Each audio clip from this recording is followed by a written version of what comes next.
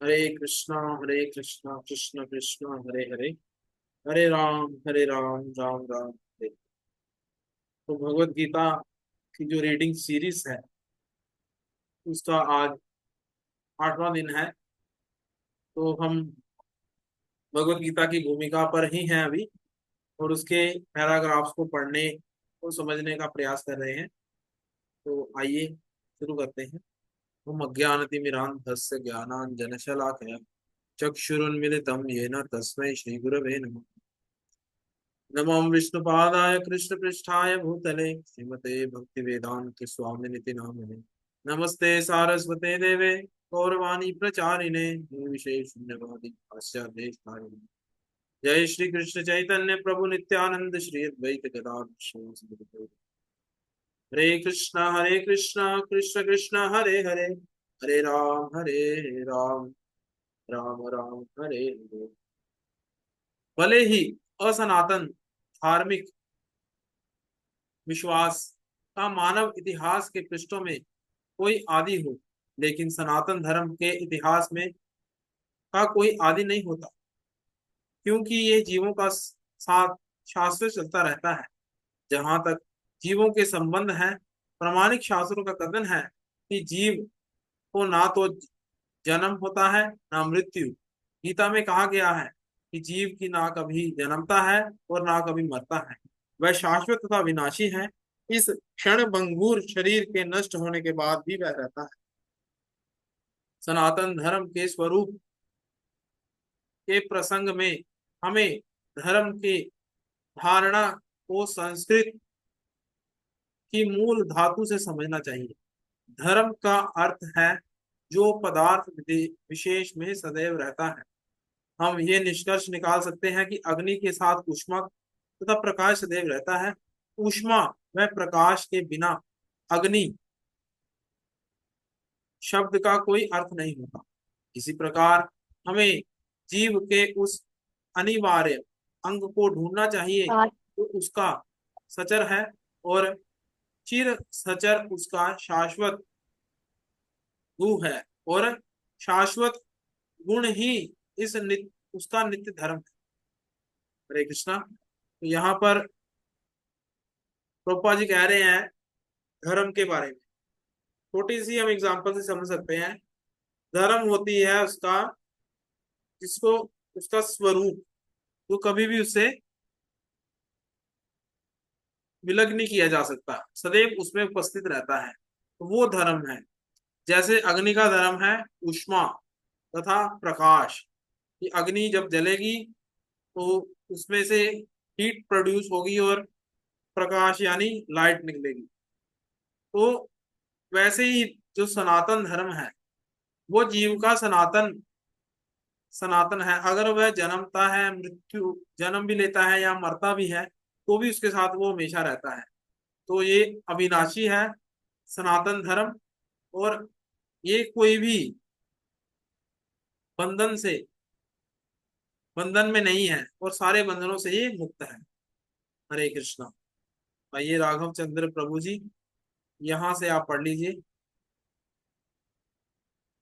Unmute करके।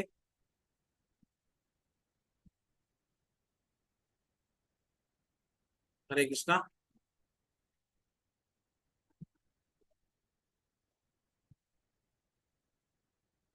राघव च... राघव चंद्र प्रभु जी।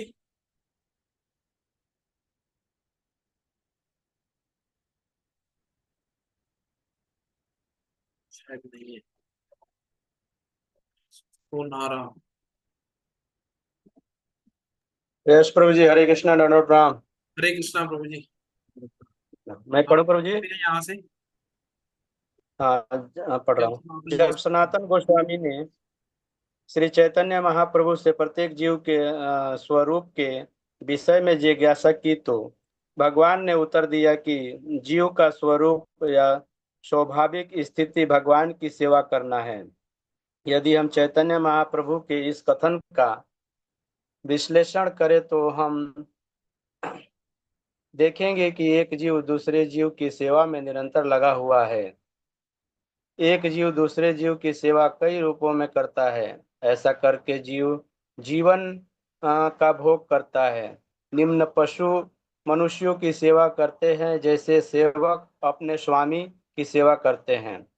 एक व्यक्ति अ अपने स्वामी ब की सेवा करता है, ब अपने स्वामी स अपने स्वामी द की। इस प्रकार हम देखते हैं कि एक मित्र दूसरे मित्र की सेवा करता है, माता पुत्र की सेवा करती है, पत्नी पति की सेवा करती है, पति पत्नी की सेवा करता है। यदि हम इसी भावना से खोज करते चलें तो पाएंगे कि समाज में ऐसा एक भी अपवाद नहीं है जिसमें कोई जीव सेवा में न लगा हो। एक राजनेता जनता के समक्ष अपना घोषणा पत्र प्रस्तुत करता है ताकि उसको उसकी सेवा करने की क्षमता के विषय में विश्वास दिला सके।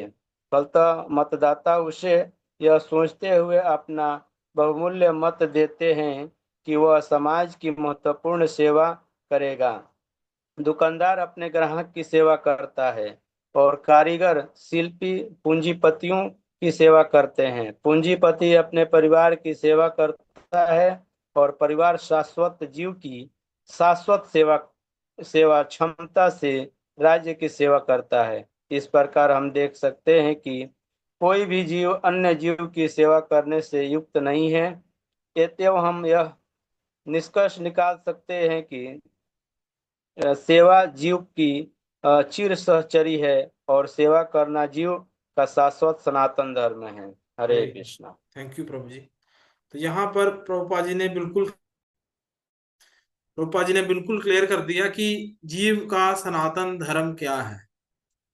तो जिस सनातन धर्म की बात हो रही थी, पहले प्रभुपाद जी ने बताया अग्नि का सनातन धर्म है ऊष्मा और प्रकाश। और जब सनातन गोस्वामी ने चैतन्य महाप्रभु को से जिज्ञासा की तो चैतन्य महाप्रभु ने ये बताया कि हर एक जीव जो है दूसरे की सेवा में निरंतर लगा हुआ है। पति पत्नी की सेवा में लगा है, पत्नी परिवार की सेवा में लगी है, और जो राजा है वो प्रजा की सेवा में लगा है। कोई शिल्पी है वो बिजनेसमैन की सेवा में लगा है, और बिजनेसमैन अपने परिवार की सेवा में लगा है। ऐसे करके हर एक व्यक्ति जो है सेवा के बंधन से सदैव बंधा हुआ है। तो प्रभुपाद जी का एक बहुत अच्छा कोट है कि if you are not serving God then you are definitely serving dog. मतलब अगर आप भगवान की सेवा नहीं कर रहे तो आप निश्चित है कि आप कुत्ते की सेवा कर रहे हैं। तो ये प्रभुपाद जी बता रहे हैं। तो कहीं ना कहीं रूप से जो जीव का सनातन स्वरूप है वो है सेवा करना। तो क्यों ना उस व्यक्ति की सेवा की जाए जिसकी सेवा करके हम इस जन्म मरण के चक्कर से मुक्त हो सकते हैं। तो वो है भगवान श्री कृष्ण। तो भगवान कृष्ण की सेवा करने से हम जो है अपने शाश्वत स्वरूप को प्राप्त करेंगे और इस संसार से मुक्त होंगे। अगले पैराग्राफ में हम चलते हैं। राघवेंद्र प्रभु जी, आपको आवाज आ रही है क्या? हरे प्रणाम। हाँ जी, हरे कृष्णा। आप पढ़ सकते हैं यहाँ से। तथापि मनुष्य काल तथा परिस्थिति विशेष के प्रसंग में एक विशिष्ट प्रकार की श्रद्धा को अंगीकार करता है, और इस प्रकार वह अपने को हिंदू, मुसलमान, ईसाई, बौद्ध या किसी अन्य संप्रदाय का मानने वाला बताता है। ये सभी उपाधियां सनातन धर्म नहीं है। एक हिंदू अपनी श्रद्धा बदलकर मुसलमान बन सकता है, या एक मुसलमान अपनी श्रद्धा बदलकर हिंदू बन सकता है, या कोई ईसाई अपनी श्रद्धा बदल सकता है, इत्यादि। किंतु इन सभी परिस्थितियों में धार्मिक श्रद्धा में परिवर्तन होने से अन्यों की सेवा करने का शाश्वत धर्म प्रभावित नहीं होता। हिंदू, मुसलमान या ईसाई समस्त परिस्थितियों में किसी न किसी के सेवक हैं। अतएव किसी विशेष श्रद्धा को अंगीकार करना अपने सनातन धर्म को अंगीकार करना नहीं है। सेवा करना ही सनातन धर्म है। प्रभु जी कंटिन्यू करूं? हाँ जी कीजिए, मैं कर रहा हूँ अभी। वस्तुतः भगवान के साथ हमारा संबंध सेवा का संबंध है। परमेश्वर परम भोक्ता हैं और हम सारे जीव उनके सेवक हैं। हम सब उनके भोग के लिए उत्पन्न किए गए हैं, और यदि हम भगवान के साथ उस नित्य भोग में भाग लेते हैं तो हम सुखी बनते हैं। हम किसी अन्य प्रकार से सुखी नहीं हो सकते। स्वतंत्र रूप से सुखी बन पाना संभव नहीं है। जिस प्रकार शरीर का कोई भी भाग उदर से सहयोग किए बिना सुखी नहीं रह सकता, परमेश्वर की दिव्य प्रेममय सेवा किए बिना जीव सुखी नहीं हो सकता है। प्रभु जी आगे पढ़ूं? थैंक यू प्रभु जी। हरे कृष्ण प्रभु जी। यहाँ पर प्रभुपा जी बता रहे हैं कि कोई एक धर्मों और पंथों की बात आ गई है कि अगर कोई भी मनुष्य अपने आप को हिंदू, मुस्लिम, सिख, ईसाई या बौद्ध धर्म के संप्रदाय वाला मानता है, तो ये सभी जो है सनातन धर्म बिल्कुल भी नहीं है। एक हिंदू जो कि कन्वर्जन चल ही रहा है इंडिया में, बहुत सारे हिंदू जो क्रिश्चियन बन रहे हैं, और कुछ समय पहले, आज से 200-300 साल पहले, वो कई सारे हिंदू को डर से मुसलमान बनाया गया। तो अपना विश्वास बदल सकता है हर कोई व्यक्ति, पर उसका जो सनातन धर्म है, सनातन धर्म क्या है? सेवा करना, वो कभी नहीं छूटेगा। तो हमेशा उसको सेवा ही करनी पड़ेगी, चाहे किसी की भी करे। पर परमेश्वर, हमारा परमेश्वर के साथ यही संबंध है, भगवान श्री कृष्ण के साथ यही संबंध है कि हमें उनके नित्य सेवक हैं। यानी कहा जाता है जीवेर स्वरूप हो नित्य कृष्ण दास। तो हमारा जो नित्य स्वरूप है वो कृष्ण दास के रूप में है, यानी हमें भगवान की सेवा करनी है। क्यों? क्योंकि परम भोक्ता जो है वो भगवान श्री कृष्ण है। भगवान श्री कृष्ण को कहा गया भोक्ता राम जगत अपसाम सर्वलोक महेश्वर। तो ये सारी चीजें जो हैं भगवान की प्रसन्नता के लिए अगर हम करेंगे, तो हम जो है अपने जीवन में प्रेमा भक्ति को जागृत कर सकते हैं, और भगवान के प्रति हमारा दिव्य प्रेम जो है जागृत हो सकता है। भगवत गीता में विभिन्न देवों की पूजा का या सेवा करने का अनुमोदन नहीं किया गया।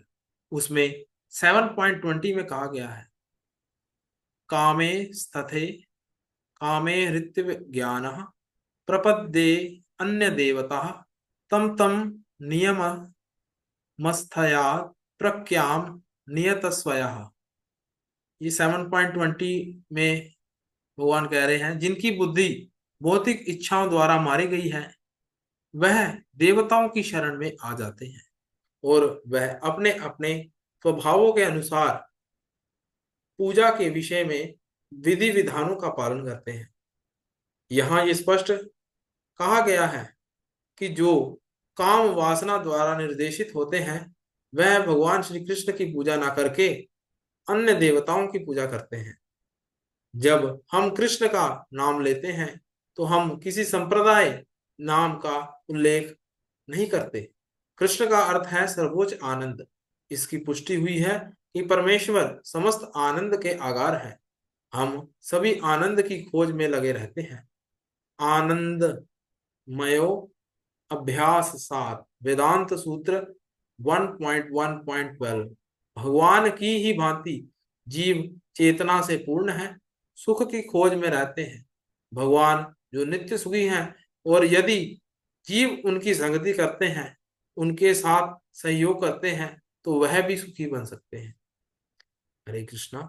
तो यहाँ पर बहुत ही अच्छी उदाहरण दे रहे हैं प्रभुपाद जी 7.20 श्लोक से, कि जिनकी बुद्धि जो है भौतिक इच्छाओं द्वारा मारी गई है, कि जो कहते हैं कि हमारे पास ज्यादा से ज्यादा धन हो, धनम देहि जन्म देहि सुंदरिम देहि। जैसे कि शिक्षाष्टकम में हम इस चीजों को उल्टा बोलते हैं, ना धनम ना जन्म ना सुंदरिम कविताम वा जगदीश कामाय। चैतन्य महाप्रभु द्वारा दिया गया शिक्षाष्टकम। पर जो कह रहे हैं कि हमें धनम देहि जन्म देहि सुंदरिम देहि, कि हमें धन भी चाहिए, हमारी जय जयकार हो, हमें पीछे लोग हमारी प्रशंसा करें, हमें सुंदरी की आवश्यकता है।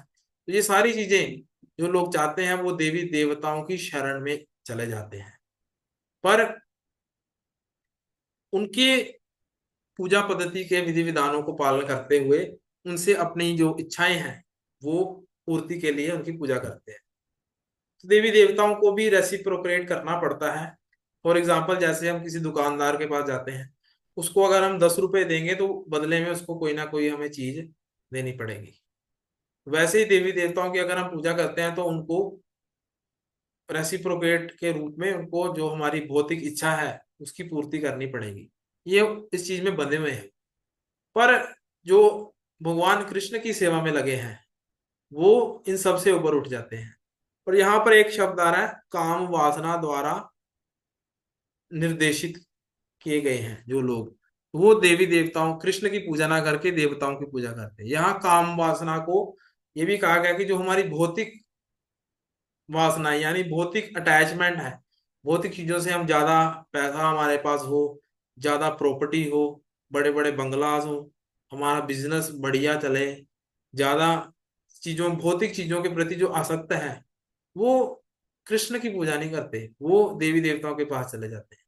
पर कृष्ण की का अर्थ यहाँ पर प्रभुपाद जी ये कह रहे हैं सर्वोच्च आनंद, यानी जो समस्त आनंद के सागर हैं। तो ये जो चीज है आनंद, इसके लिए हर कोई भागता है कि अच्छा पैसा होगा तो अच्छी हम प्रॉपर्टी खरीदेंगे, ज्यादा आनंद मिलेगा। अच्छा हमारा लाइफस्टाइल होगा तो हमारे ज्यादा आनंद मिलेगा, लोग हमारी जय जयकार करेंगे। हमारी चारों तरफ प्रसन्नता होगी तो हमें ज्यादा आनंद यानी सुख का भोग कर सकेंगे। पर भगवान की अगर हम सेवा करते हैं, कृष्ण की सेवा करते हैं, तो ऑटोमेटिकली जो है उनकी उनकी संगति से यदि जीव भगवान की संगति करता है तो वह निश्चित ही सुखी बन जाता है। तो नित्य सुखी बनने के लिए ये टेम्परेरी जो सुख चाहते हैं वो देवी देवताओं की शरण में जाते हैं। पर जो नित्य सुखी बनना चाहते हैं वो श्री कृष्ण पूर्ण पुरुषोत्तम भगवान श्री कृष्ण की शरण में जाकर उनकी सेवा में लगे रहते हैं। उनको वो जो सुख मिलता है वो देवी देवताओं की पूजा से नहीं मिलता, वो पैसे से नहीं मिलता, वो ज्यादा प्रॉपर्टी ज्यादा बड़े बंगले से नहीं मिलता। तो ये प्रभुपाद जी यहाँ पर एक्सप्लेनेशन दे रहे हैं यहाँ पे। हरे कृष्णा। प्रभु जी आप पढ़ सकते हैं, सुनारा प्रभु जी यहाँ से। जी प्रभु जी।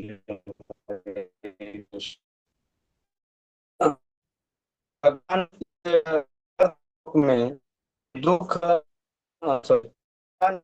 लोक में पूर्ण अपनी वृंदावन लीलाएं प्रदर्शित करने के लिए अवतरित होते हैं।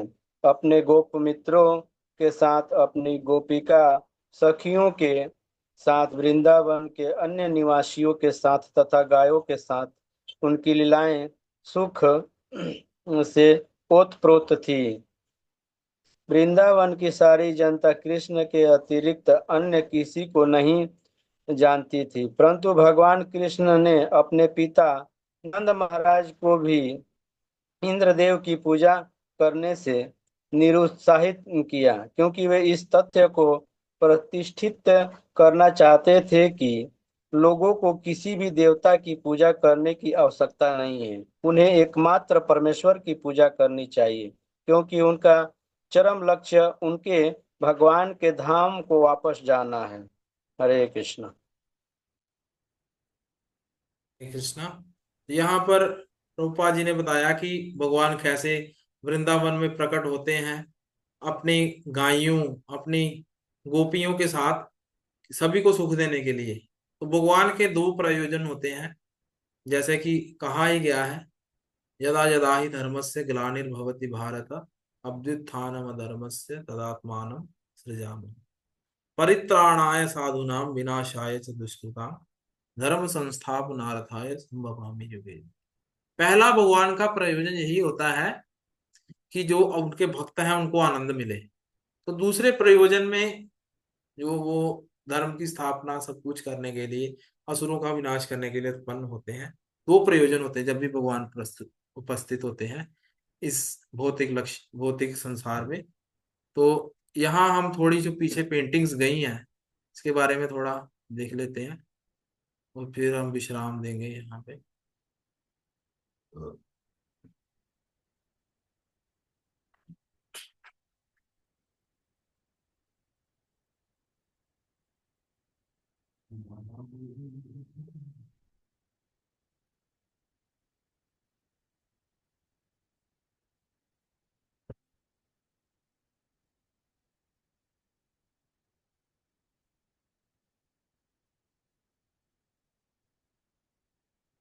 तो सबसे पहले जगत गुरु श्रील प्रभुपाद की जय। तो ये है हिज डिवाइन ग्रेस एसी भक्ति वेदांत स्वामी श्रील प्रभुपाद की जय।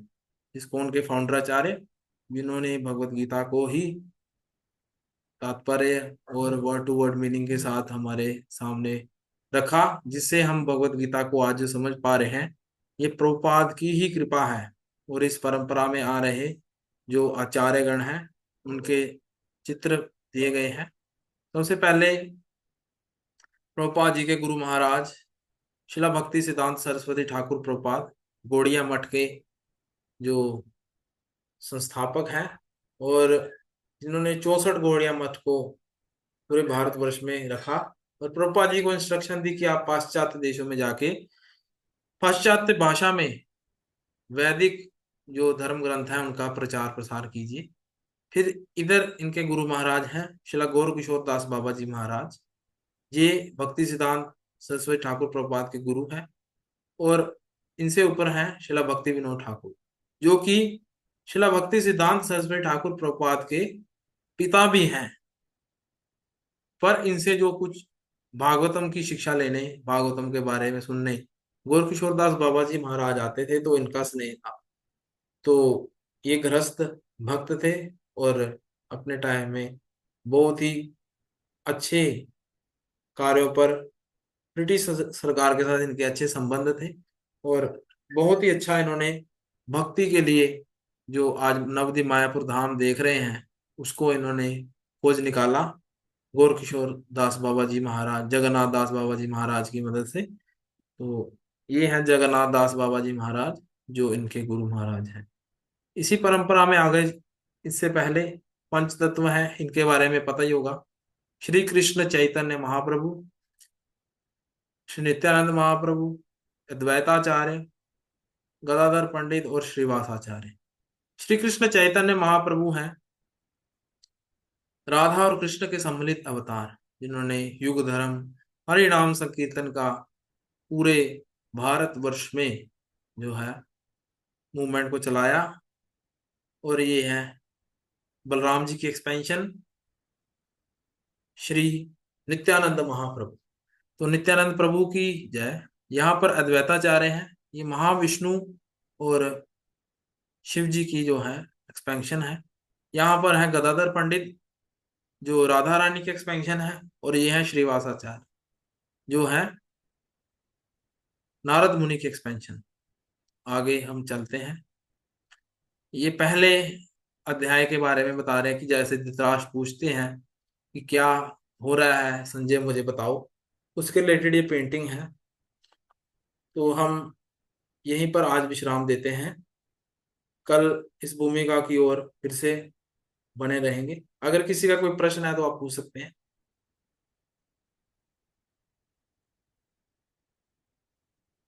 हरे कृष्णा।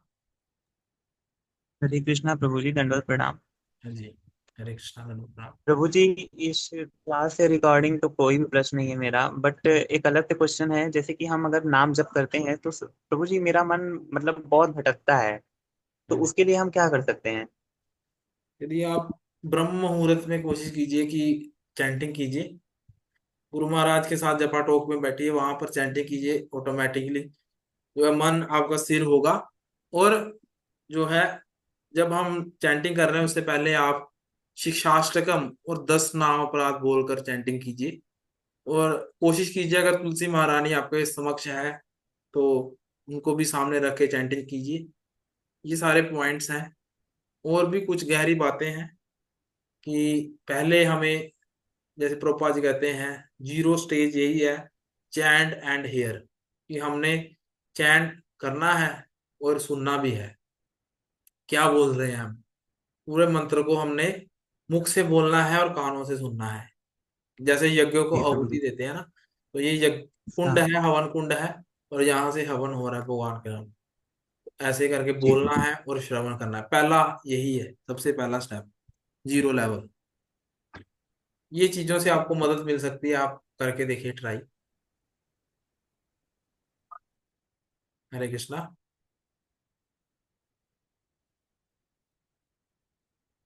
आप चैंटिंग करते कैसे हैं प्रभु जी? हाँ प्रभु जी। मैंने कहा चैंटिंग आप सुबह ही कर लेते हैं कि शाम को करते हैं? नहीं नहीं प्रभु जी, मतलब सुबह उठता हूँ तो मतलब कुछ काम होते हैं तो वो करने के बाद 8 राउंड हो जाता है, देन उसके बाद बाकी शाम को होता है। ओके। गुरु महाराज के साथ तो नहीं कर पाते ना? नहीं। हाँ, तो एक और भी इसका उपाय है कि आप अगर आपके पास समय नहीं है तो आप तुलसी महारानी अगर समक्ष है, शिक्षाष्टकम, जैसे अपने मतलब आपके पास टाइम है 1 घंटा, आपको पता है कि 1 घंटा अभी मैं चैंटिंग के लिए दे सकता हूँ, इसमें 8 राउंड हो जाएंगे मैं। उससे पहले आप शिक्षाष्टकम पढ़िए, 10 नाम अपराध पढ़िए, फिर गुरु जी का, गुरु महाराज का प्रणाम मंत्र, प्रभुपाद का प्रणाम मंत्र, पंचतत्व मंत्र पढ़ के फिर आप माला शुरू कीजिए। और भगवान से यही प्रार्थना कीजिए कि आपका जो है मन जो है भगवान की लीलाओं में, भगवान के बारे में, ये सारी चीजों में लगे। दूसरा आप उपाय ये भी कर सकते हैं, प्रभुपाद जी का जो चैंटिंग है, वीडियो यूट्यूब पे भी है, उसके साथ भी आप चैंट कर सकते हैं। क्योंकि अगर आपके पास भक्तों का संग नहीं है तो आप प्रभुपाद जी के साथ जप कीजिए, उससे आपको ज्यादा बेनिफिट होगा। ठीक है प्रभु कुछ जी। कुछ पॉइंट्स हैं, इनको आप कवर अप कीजिए तो ऑटोमेटिकली जो है माइंड स्टेबल होगा। एक और पॉइंट है जिससे जो हमारी चैंटिंग पर असर पड़ता है, वो है बुक रीडिंग, कि हम रीडिंग और हेयरिंग कैसी हो रही है। क्योंकि हमारी चैंटिंग का जो है, चैंटिंग उस पे सारा जो है धरातल तभी क्लियर होगा कि हमारी साधना कैसे चल रही है, बुक रीडिंग कैसे चल रही है, हेयरिंग कैसे चल रही है। ये दोनों चीजें अच्छी चलेंगी तो हमारी चैंटिंग भी अच्छे से होगी। और चैंटिंग अच्छे से होगी तो ऑटोमेटिकली हम एंथुसियास्टिक रहेंगे, उत्साहित रहेंगे सेवा करने में। अगर हमारी चैंटिंग ही अच्छे से नहीं हो पाएगी तो हमारी पूरी साधना जो है डिस्टर्ब हो जाएगी। तो रीडिंग एंड हियरिंग भी मोस्ट इम्पोर्टेंट है। मिनिमम जो है आधा आधा घंटा आप डेली देना शुरू कीजिए। ये बहुत कम है, आधा आधा घंटा। पर यहाँ पर भी आप कर सकते हैं कि जैसे आधा घंटा कोई लेक्चर सुना और आधा घंटा बुक रीडिंग की, भगवत गीता हो गई, भागवतम हो गई, उससे आपकी चैंटिंग पे भी मदद मिलेगी बहुत ज्यादा। हरे कृष्णा। क्योंकि अकेला 16 माला जप करनी और 4 नियमों का पालन करने से हम ये नहीं श्योरिटी दे सकते कि हमारी साधना जो है स्ट्रोंग चल रही है। उसके लिए हमें बुक रीडिंग और आचार्यों द्वारा दिए गए लेक्चर्स को हेयर भी करना होगा। ये सारी चीजें बहुत इंपॉर्टेंट है। हरे कृष्णा।